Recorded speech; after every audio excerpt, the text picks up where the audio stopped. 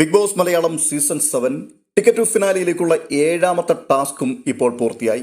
ഈ ടാസ്കും നൂറ തന്നെയാണ് തൂക്കിയത് എന്നുള്ളതാണ് ആശ്ചര്യകരം. അപ്പോൾ ഫിസിക്കൽ ടാസ്ക് ആണെങ്കിലും മെന്റൽ ടാസ്ക് ആണെങ്കിലും ആ വീട്ടിൽ നൂറയോളം എത്തുവാൻ മറ്റാരും ആയിട്ടില്ല എന്നുള്ളത് തെളിയിക്കുന്ന ഓരോ പെർഫോമൻസ് ആണ് നമുക്ക് കാണുവാൻ സാധിക്കുന്നത്.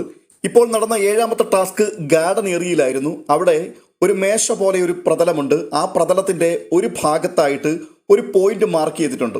ഓപ്പോസിറ്റ് സൈഡിലായിട്ട് ഒരു സഞ്ചി പോലെ നെറ്റും തൂക്കിയിട്ടിട്ടുണ്ട്. കുറച്ച് ക്യൂബുകൾ അവരുടെ കയ്യിൽ കൊടുത്തിട്ടുണ്ട്. ഈ ക്യൂബുകൾ കൃത്യമായിട്ട് നിർദ്ദിഷ്ട പോയിന്റിൽ നിന്നുകൊണ്ട് ഓപ്പോസിറ്റ് സൈഡിലുള്ള നെറ്റിലേക്ക് നിരക്കി വിടണം. അത് ഇച്ചിരി പാടാണ് അവിടെ എത്തുവാൻ, കാരണം അത് നിരങ്ങി നീങ്ങാൻ ഇച്ചിരി ബുദ്ധിമുട്ടുള്ളൊരു പ്രതലമാണ്. ഈ ക്യൂബുകൾ ഒന്നിനു പിറകെ ഒന്നായി ഈ ബാസ്ക്കറ്റ് പോലെ കിടക്കുന്ന നെറ്റിനുള്ളിലേക്ക് നിക്ഷേപിക്കുക. അതിനുശേഷം ഒരു പട്ടിക കഷ്ണം പോലിരിക്കുന്ന ഒരു ചെറിയ തടിയുണ്ട്. ആ തടിയിലേക്ക് ഈ ക്യൂബുകൾ ഒന്നിനു മുകളിൽ ഒന്നായി അടുക്കി വെക്കുക. കുറച്ചധികമുണ്ട്. അതിനുശേഷം ഒറ്റ കയ്യിൽ പിടിച്ചുകൊണ്ട് ഇതുമായിട്ട് അവർ മുൻപോട്ട് പോവുക. പോകുന്ന വഴിയിൽ ഒരു പ്രധാനപ്പെട്ട കടമ്പ കടന്നാണ് മുൻപോട്ട് നീങ്ങേണ്ടത്. അവിടെയാണ് പല ആൾക്കാരും മുട്ടടിക്കുന്നത്.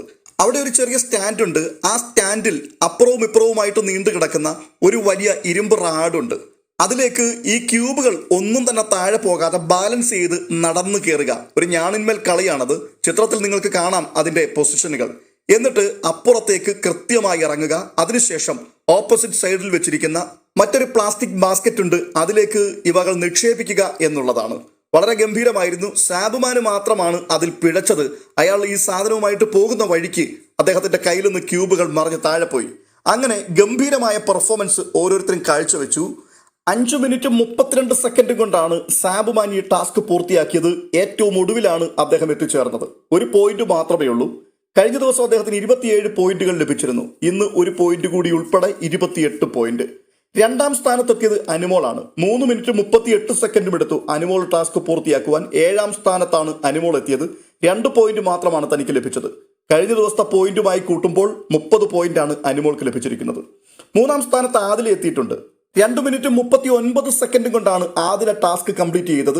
6ാം സ്ഥാനം കൊണ്ട് തനിക്ക് തൃപ്തിപ്പെടേണ്ടി വന്നു. 3 പോയിന്റാണ് ലഭിച്ചിരിക്കുന്നത്. ടോട്ടൽ പോയിന്റ് ആദിലയ്ക്ക് 22.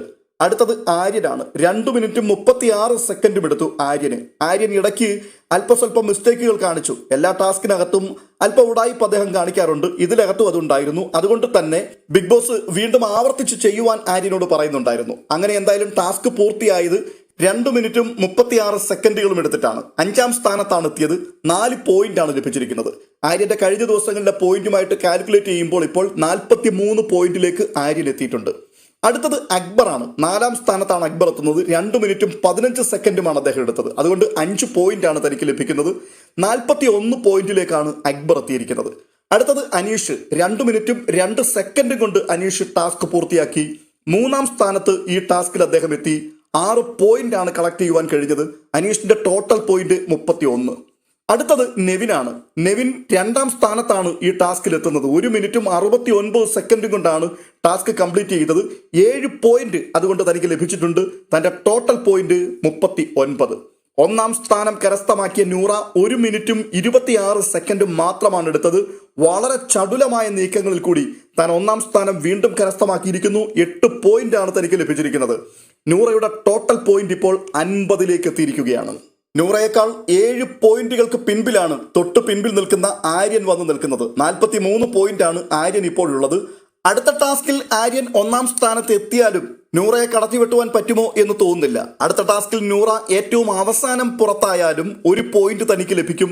അപ്പോഴും ആര്യൻ നൂറയ്ക്ക് ഒപ്പം മാത്രമേ നിലനിൽക്കുകയുള്ളൂ. എന്തായാലും വളരെ ആവേശകരമായിട്ടാണ് ടാസ്കുകൾ മുൻപോട്ട് പോയിക്കൊണ്ടിരിക്കുന്നത്. ടിക്കറ്റ് ടു ഫിനാലിയിലേക്ക് ആരാണ് പ്രവേശിക്കാൻ പോവുക എന്നുള്ളത് ഇപ്പോഴും പ്രവചിക്കുവാൻ കഴിയാത്ത അവസ്ഥയിലാണ്.